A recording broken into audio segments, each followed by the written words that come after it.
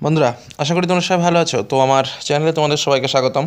আজকে আমি অষ্টম শ্রেণীর ফার্স্ট ইউনিট টেস্টের একটা গুরুত্বপূর্ণ বিষয় পরিবেশ ও বিজ্ঞান এর দুটো পার্ট, তার মধ্যে যে জীবন বিজ্ঞান পার্টটা রয়েছে সেই জীবন বিজ্ঞান পার্ট সম্পর্কে আলোচনা করব।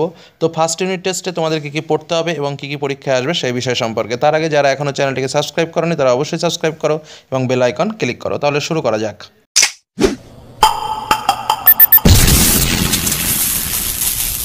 বন্ধুরা, তাহলে প্রথমে দেখো, পরিবেশ ও বিজ্ঞান ক্লাস 8 তোমাদের এই অংশে 15 মার্কের প্রশ্ন থাকে, কিন্তু মাথায় রাখতে হবে যে এখানে কিন্তু দুটো বিষয় থাকে, একটা হলো জীবনবিজ্ঞান এবং আরেকটা হলো ভৌতবিজ্ঞান। দুটো মিলে 15 মার্কের থাকে। জীবনবিজ্ঞানে 7 অথবা 8 মার্কের প্রশ্ন হয় এবং ভৌতবিজ্ঞানে 7 অথবা 8 মার্কের প্রশ্ন হয়। মোট দুটো মিলে 15 মার্কের প্রশ্ন হয় এবং তোমাদের একটা পরীক্ষা হয় যেটা হলো পরিবেশ ও বিজ্ঞান। তো এর মধ্যে থেকে আমি এই মুহূর্তে জীবনবিজ্ঞানের প্রশ্নটা তোমাদের সামনে শেয়ার করছি। প্রশ্ন মানে কী কী পড়তে হবে, এবং সাধারণত এমসিকিউ টাইপেরই প্রশ্ন তোমাদের এই পরীক্ষাতে আসে বেশিরভাগই, মানে 7 মার্কের মধ্যে 5টা শর্ট, একটা হয়তো 1 মার্কের প্রশ্ন দেবে, যার জন্য আমি সম্পূর্ণ এমসিকিউ কোশ্চেনগুলো তোমার কাছে শেয়ার করব, এবং ভৌতবিজ্ঞানেরও। আর জীবনবিজ্ঞানে তোমাকে যেটা প্রশ্ন থাকে সেটা হলো দেহের গঠন, 173 থেকে 190 পৃষ্ঠা পর্যন্ত তোমাদের বইয়ে এই পৃষ্ঠার মধ্যে এই চ্যাপ্টারটা তোমরা দেখতে পাবে, এখান থেকেই প্রশ্নগুলো আসবে। তো এবার আমি সরাসরি চলে যাই কী কী প্রশ্ন আসবে বা তোমাকে কী কী পড়তে হবে সেই সাজেশন ভিত্তিক একদম উত্তর করা অ্যান্সার সহ সেই পার্টটি নিয়ে। প্রথম দেখো, তোমাদের যেটা পড়তে হবে, বিশ্ব হেপাটাইটিস দিবস সেটা কবে? 28 জুলাই। পরে কোশ্চেন, কোষের যে অংশে জিন উপস্থিত তা হলো নিউক্লিয়াস। লবণাক্ত পরিবেশে বসবাসকারী প্রাণীদের ফুলকায় যে বিশেষ কোষ থাকে তার নাম হলো ক্লোরাইড কোষ। লাইসোজোম কোষ অঙ্গাণুর সক্রিয়তা বৃদ্ধি পেলে ক্যান্সার হওয়ার সম্ভাবনা বৃদ্ধি পায়। কালাজ্বরের জীবাণুর নাম লিশম্যানিয়া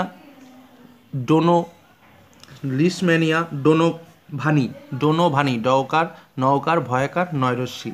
পরে কোশ্চেন, কালাজ্বর সৃষ্টিকারী বাহক প্রাণীটির নাম হলো বালু মাছি। কি বললাম? বালু মাছি। অন্তঃক্ষরা ও বহিঃক্ষরা গ্রন্থির সমন্বয়কে বলা হয় মিশ্র গ্রন্থি, আবার একটা নাম যেমন অগ্নাশয়। ডেঙ্গি রোগের জন্য দায়ী জীবাণুটির নাম হলো DENV বা ডেঙ্গু ফিভার ভাইরাস। দুটি অসংক্রমণ রোগের নাম হলো ওবেসিটি ও ডায়াবেটিস, যা বর্তমানে মহামারীর আকার ধারণ করেছে। খুব শুকনো ও ঠান্ডা পরিবেশে বসবাসকারী প্রাণীদের কোষে অ্যান্টিফ্রিজ প্রোটিন থাকে, যা কোষীয় তরলে বরফের ক্লাস তৈরিতে বাধা দেয়। কি বললাম? বরফের ক্লাস তৈরিতে বাধা দেয়। পরের কোশ্চেনটা দেখে নাও, পরের কোশ্চেনগুলো। 1674 খ্রিস্টাব্দে ডাচ বিজ্ঞানী লিউয়েন হুক প্রথম সজীব কোষ পর্যবেক্ষণ করেন। পিতামাতা থেকে তাদের সন্তানদের মধ্যে বংশগত বৈশিষ্ট্য জিনের মাধ্যমে বাহিত হয়।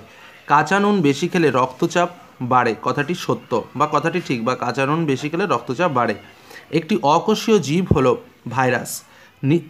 নিচের মধ্যে কোনটি ব্যাকটেরিয়া ঘটিত? অর্থাৎ কলেরা হলো ব্যাকটেরিয়া ঘটিত। একটা ছত্রাক ঘটিত রোগের নাম হলো দাদ। একটি পর্দাবিহীন অঙ্গাণুর নাম কি? যেমন রাইবোজোম। 1796 সালে ব্রিটিশ বিজ্ঞানী এডওয়ার্ড জেনার বসন্তের ভাইরাসকে স্মল পক্সের বিরুদ্ধে প্রতিরোধ গড়ে তুলতে কাজে লাগান, মানে বসন্ত রোগের টিকা আবিষ্কার করেন কে? Edward Jenner. HIV এর সম্পূর্ণ নাম হলো, আমি লিখে দিয়েছি পাশে দেখে নাও, হিউম্যান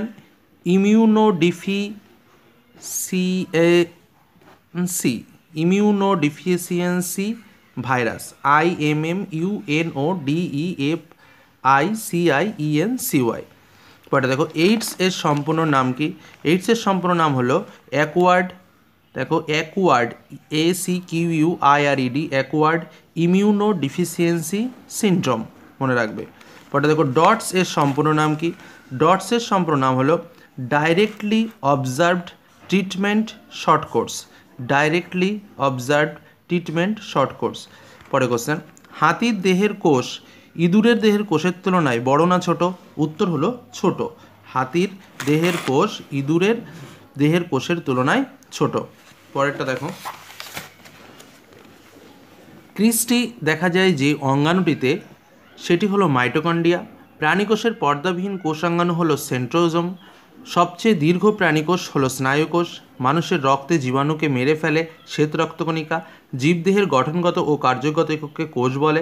1674 খ্রিস্টাব্দে ডাচ বিজ্ঞানী লিউয়েন হুক প্রথম সজীব কোষ পর্যবেক্ষণ করেন।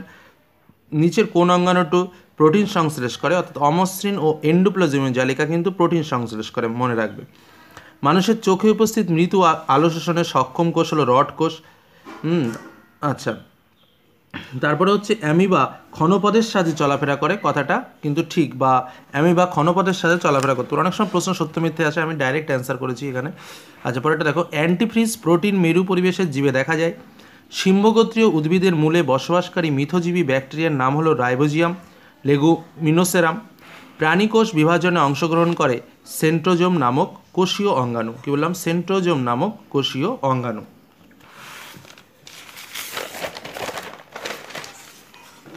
পরের প্রশ্ন দেখো, প্রোটিন কারখানা বলা হয় রাইবোজোমকে। মানুষের রক্তে জীবাণুকে মেরে ফেলে শ্বেতকণিকা। আদ্য প্রাণীঘটিত রোগ হলো ম্যালেরিয়া। নিউক্লিয়াসের কটি অংশ কী কী? উত্তর 4টি, যথা নিউক্লিয় পর্দা, নিউক্লিওলাস, নিউক্লিওপ্লাজম এবং নিউক্লিয় জালক।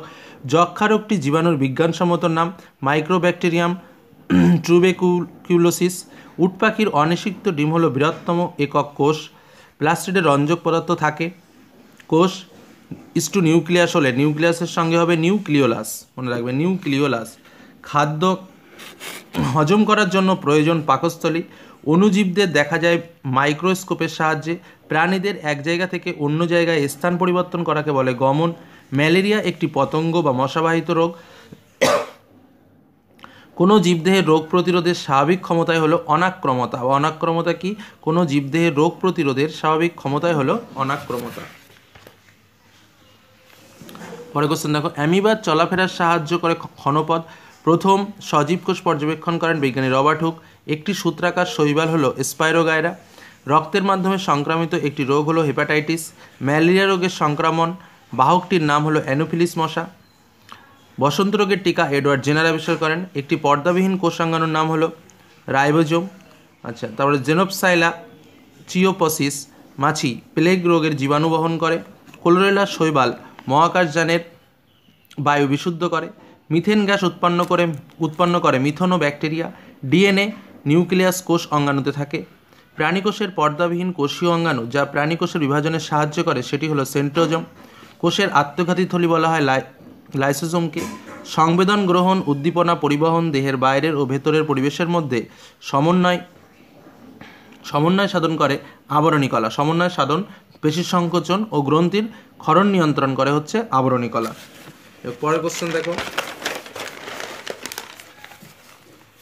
কোষ মধ্যস্থ বিভিন্ন বস্তুর পরিবহন ও ক্ষরণে বা হরমোন উৎসেচক গুরুত্বপূর্ণ ভূমিকা পালন করে গলগি বস্তু বা গলগি বডি। প্রোক্যারিওটিক ও ইউক্যারিওটিক উভয় কোষের উপস্থিতি পর্দাবিহীন যে কোষীয় অঙ্গাণুর প্রধান কাজ প্রোটিন সংশ্লেষ, সেটি হলো রাইবোজোম। কোষের শক্তিকর মাইটোকন্ড্রিয়াকে বলা হয় এবং এর মাইটোকন্ড্রিয়ার অন্তঃপর্দা ভাঁজ হয়ে ক্রিস্টি গঠন করে। অমসৃণ এন্ডোপ্লাজমীয় জালিকার বাইরের দিকে পর্দাবিহীন কোষীয় অঙ্গাণু রাইবোজোমযুক্ত থাকে।